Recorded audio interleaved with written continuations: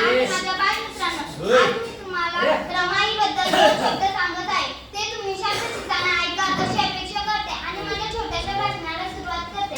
नमस्कार मित्रांनो, मी तुमची लाडकी रमा आणि डॉक्टर बाबासाहेब आंबेडकर यांची पत्नी. तुम्ही माझ्यापेक्षा डॉक्टर बाबासाहेब आंबेडकर यांना जास्त ओळखता आणि मला कमी. माझ्या आईचे नाव रखमाबाई तर वडिलांचे नाव भिकोजी धोत्रे असे होते.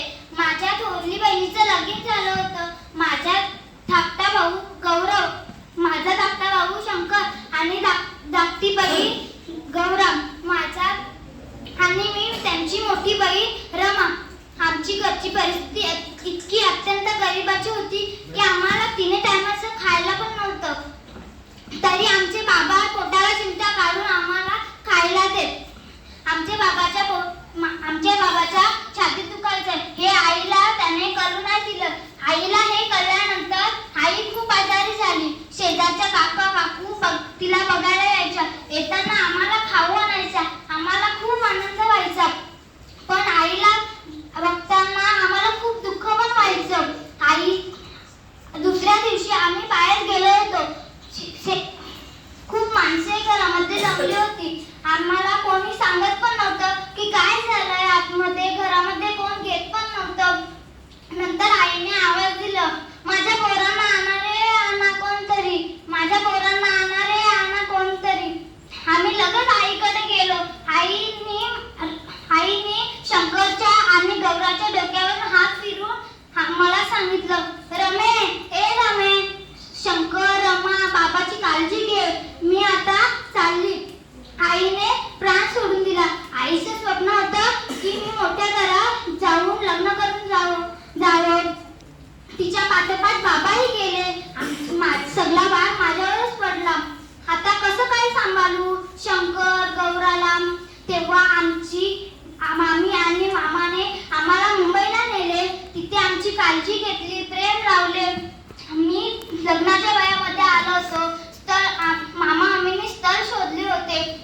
आमचं लगीन जमलं होतं. तुम्हाला माहित आहे का आमचं लगीन कुठे जमलं? ते आहे बायकलाच्या भाजी मंडई. एका साईडला भाजीपाला तर दुसऱ्या साईडला मच्छी मार्केट. एका बॉक्सवर मी तर एका बॉक्सवर नवरोबा. बॉक्सच्या खालून खूप गटार चाललेली होती. आमच्या दोघांच्या हातात माला होत्या. नवरोबाच्या डोळ्यामध्ये खूप अश्रू आले होते. त्याला त्याच्या आईची आठवण येत होती. त्याला बघून मला पण माझ्या आईची आठवण, आई बाबांची आठवण येत होती. तेवढ्यातच एक माणूस ओरडला, चला रे चला, बाजाराची वेळ झाली, बाजाराची जागा आहे इथे.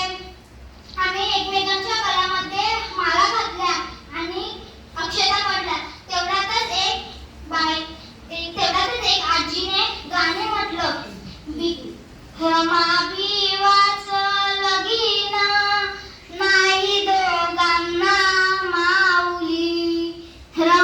भिवाचं लगीन नाही दोघांना माऊली. रमा अनाथ लेकरू झाली सूर्याची सावली. रमा अनाथ लेकरू झाली सूर्याची सावली. तेवढ्यातच एक बाई म्हणाली, आता नाव घ्या. मला कुठे येते? माझ्यासोबत कोणच नव्हतं. मैत्रीण नाही, आई नाही. मी कसं काय नाव घेऊ? तेव्हा मी तोडकं मोडकं नाव घेतलं. वर्णनकरांची लेक चालली आंबेडकरांच्या घरात. भीमरावांचं नाव घेते आनंदाच्या भरात.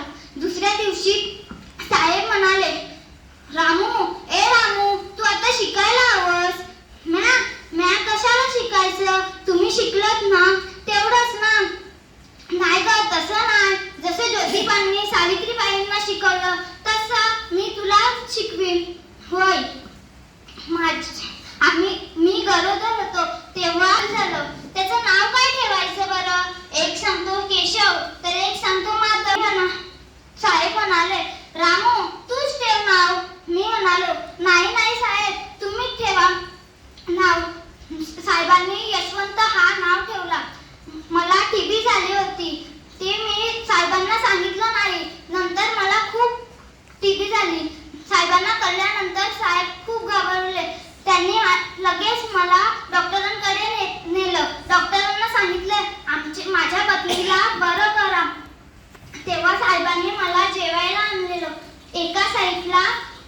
यशवंत उभा होता. त्याला मी बोलावलं, जवळ घेतलं आणि त्याला पहिला घास दिला आणि साहेबांना म्हणाले, साहेब तुमची आणि यशवंतची काळजी घ्या. आणि मी प्राण सोडलं. जाता जाता मला एवढेच म्हणावंसे वाटते की तळ्याचे पाणी आटणार नाही, भीमाचे नाव मिटणार नाही. 7 जन्म काय 1000 जन्म घेतले तरी भीमाचे उपकार फिटणार नाही. एवढे बोलून मी माझे भाषण संपते. जय हिंद.